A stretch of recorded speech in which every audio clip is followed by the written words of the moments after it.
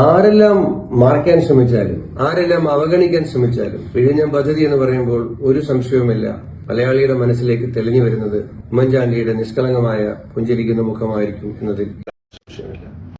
വിഴിഞ്ഞം തുറമുഖം യാഥാർത്ഥ്യത്തിലേക്ക് കടക്കുമ്പോൾ മലയാളികൾ മറക്കാത്ത ഒരേ ഒരു പേര് Shri ഉമ്മൻചാണ്ടിയുടേതാണ്.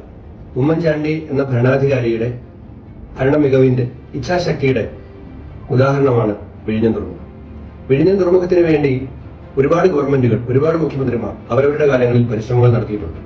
T K Nayanar, A K Antony, അദ്ദേഹത്തിന്റെ ഒപ്പം തുറമുഖ മന്ത്രിയായിരുന്ന ശ്രീ എം വി രാഘവൻ, പിന്നീട് വന്ന അച്യുതാനന്ദന്റെ ഗവൺമെന്റ്, ഇടക്കാലത്ത് വന്ന ഉമ്മൻചാണ്ടിയുടെ ഗവൺമെന്റ് ഒക്കെ തന്നെ വിഴിഞ്ഞം പദ്ധതിക്ക് വേണ്ടിയിട്ടുള്ള പ്രവർത്തനങ്ങൾ, പരിശ്രമങ്ങൾ നടത്തി. എന്നാൽ വിഴിഞ്ഞം ഒരു യാഥാർത്ഥ്യത്തിലേക്ക് വന്നത് 2011 ശ്രീ ഉമ്മൻചാണ്ടി കേരളത്തിന്റെ മുഖ്യമന്ത്രിയായി വന്നപ്പോഴാണ്. ആ പദ്ധതിക്ക് ആവശ്യമായ എല്ലാ അനുവാദങ്ങളും, പരിസ്ഥിതി അനുവാദത്തിന് വേണ്ടിയിട്ട് അന്ന് കേന്ദ്രമന്ത്രിയായിരുന്ന പരിസ്ഥിതി മന്ത്രി ജയറാം രമേശിനെ നേരിട്ട് വിഴിഞ്ഞം സന്ദർശിച്ചു. അന്നത്തെ പ്ലാനിംഗ് ബോർഡ് വൈസ് ചെയർമാനായിരുന്ന മൊണ്ടേക് സിംഗ് അഹലുവാലിയ വഴി പ്ലാനിംഗ് ബോർഡിന് പിന്തുണ ഉറപ്പിച്ചു. കേന്ദ്രമന്ത്രിയായിരുന്ന എ കെ ആന്റണിയുടെ പിന്തുണ, മൻമോഹൻ സിംഗ്, സോണിയാഗാന്ധി എല്ലാവരും കേരളത്തോട് കാണിച്ച വലിയ താല്പര്യമാണ് വിഴിഞ്ഞം യാഥാർത്ഥ്യത്തിലേക്ക്. അന്ന് നിരവധിയായ സാങ്കേതിക പ്രശ്നങ്ങളെല്ലാം പരിഹരിച്ചുകൊണ്ടാണ് വിഴിഞ്ഞം പദ്ധതി ഗ്ലോബൽ ടെൻഡർ. ഇന്ന് ഞാൻ ഈ കാര്യം തന്നെ പലപ്പോഴും ഉമ്മൻചാണ്ടി വിഴിഞ്ഞത്തൊരു കല്ല് മാത്രമല്ലേ ഇട്ടുള്ളൂ എന്നൊക്കെ ആക്ഷേപം സമൂഹ മാധ്യമങ്ങളിലെല്ലാം കേൾക്കുന്ന സാഹചര്യത്തിൽ നിയമസഭയിൽ തന്നെ മന്ത്രിമാരുടെയും ഭരണകക്ഷി MLA-മാരുടെയും എല്ലാം സാന്നിധ്യത്തിൽ ഉമ്മൻചാണ്ടി വിഴിഞ്ഞത്തിന് വേണ്ടി ചെയ്ത കാര്യങ്ങൾ എണ്ണി നിരത്തിയിട്ടുണ്ട്. ഇവിടെ ചില ആളുകൾ പറയുന്ന കേട്ടു, ഉമ്മൻചാണ്ടി വന്ന് കല്ലിട്ടാൽ വിഴിഞ്ഞമാകുമെന്നാണ് ചോദിച്ചത്. സാർ കല്ലിട്ടത് മാത്രമല്ല സാർ, ആ പരിസ്ഥിതി അനുവാദത്തിനുള്ള ടേംസ് ഓഫ് റെഫറൻസ് തീരുമാനിച്ചത് ഏത് സർക്കാരാണ് സാർ? പരിസ്ഥിതി അനുവാദം വാങ്ങിയെടുത്തത് ഏത് സർക്കാരാണ് സാർ? കൺസൾട്ടൻസിയെ നിയോഗിച്ചത് ഏത് സർക്കാരായിരുന്നു സാർ? ആർക്കിടെക്ചറൽ ഡിസൈൻസ് തയ്യാറാക്കിയത് ഏത് സർക്കാരായിരുന്നു സാർ?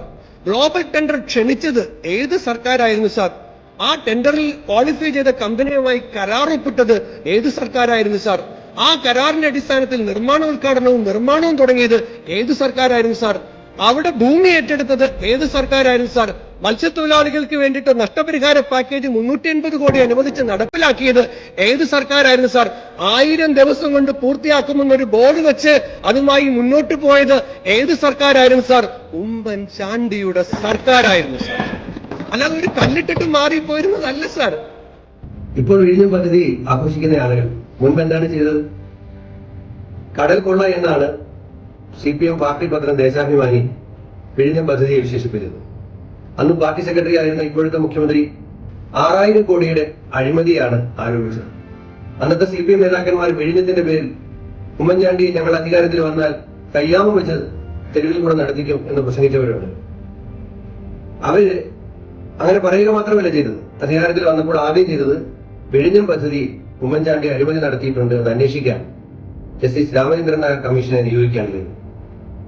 പിണറായി വിജയൻ നിയോഗിച്ച ജസ്റ്റിസ് രാമചന്ദ്രൻ നായർ കമ്മീഷൻ അന്വേഷിക്കുകയും ഉമ്മൻചാണ്ടിയുടെ കാലത്ത് ആരംഭിച്ച വിഴിഞ്ഞം പദ്ധതി ഒരു അഴിമതിയുമില്ല എന്ന് കണ്ടെത്തി സർക്കാരിന് റിപ്പോർട്ട് കൊടുക്കുകയും ചെയ്തു.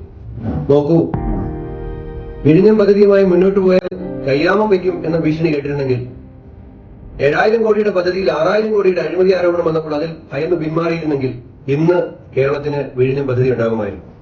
ഒരു കാര്യം വ്യക്തമാണ്, സംസ്ഥാനത്തിന്റെ താല്പര്യങ്ങൾ സംരക്ഷിച്ചുകൊണ്ട് ഈ വിഴിഞ്ഞം തുറമുഖ പദ്ധതി നടപ്പിലാക്കിയിരിക്കും, യാതൊരു സംശയവും വേണ്ട. ഉമ്മൻചാണ്ടിയുടെ സർക്കാരിന്റെ കാലത്ത് 1000 ദിവസങ്ങൾ കൊണ്ട് പൂർത്തിയാക്കുന്ന ബോർഡ് അവിടെ നിർമ്മാണ ഉദ്ഘാടന സമയത്ത് സ്ഥാപിച്ചു. അങ്ങനെയാണെങ്കിൽ 2019 പൂർത്തിയാകേണ്ടതായിരുന്നു. എങ്കിലും നമുക്കെല്ലാവർക്കും സന്തോഷമാണുള്ളത്. ഒടുവിൽ വിഴിഞ്ഞം യാഥാർത്ഥ്യമാകുന്നു. കേരളത്തിന്റെ, തിരുവനന്തപുരത്തിന്റെ വലുതായ വികസന സ്വപ്നങ്ങൾക്ക് വലിയ ചിറകുകൾ കൈവരിക്കുന്നു.